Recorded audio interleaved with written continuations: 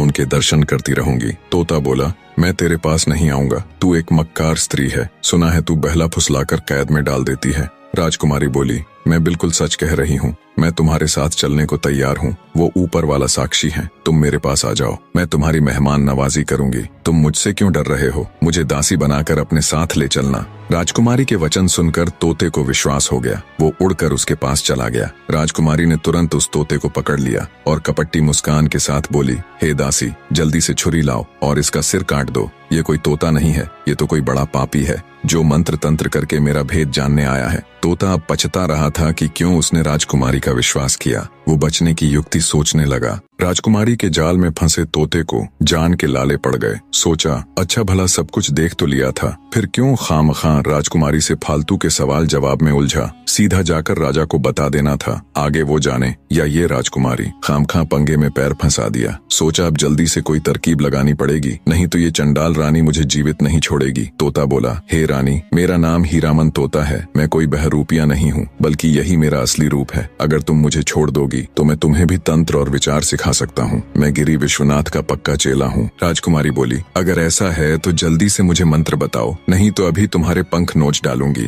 तोता बोला, हे रानी, मंत्र ऐसे सबके सामने नहीं बताए जाते, तुम अपनी दासियों को यहाँ से जाने के लिए कहो, ऐसे सबके सामने मैं तुम्हें मंत्र नहीं सिखा सकता, वो तो कान में बताने की चीज है। तोते की बात मान राजकुमारी ने तुरंत अपनी सभी दासियों को वहाँ से भेज दिया। दासियों के जाने के बाद जब राजकुमारी ने मंत्र सुनने के लिए सिर झुकाया तो तोते ने उसके गाल पर चोंच मार दी। राजकुमारी सत्यभामा चीखती हुई व्याकुल होकर धरती पर गिर पड़ी। जब तक वो कुछ समझ पाती, तोता वहाँ से उड़कर फिर से खिड़की में जा बैठा। गुस्से में लाल पीली हो राजकुमारी ने अपनी दासी को आवाज लगाई और कहा, इस दुष्ट तोते का शिकार करने के लिए जल्दी से बाज को लेकर आओ। जब तक दासी बाज के पिंजरे को लेकर आई तब तक तोता वहाँ से उड़ चुका था। कई दिनों की उड़ान के बाद वह राजा वीरसेन के पास आ पहुंचा और कहने लगा, हे महाराज, स्त्री रंग, रूप, यौवन में देखने योग्य है। राजकुमार की बात बिल्कुल सत्य है कि कोई उसे एक बार देख ले तो वो उसके मोह को कदापि नहीं छोड़ सकता, परंतु महाराज, उसका स्वभाव खोटा निकला।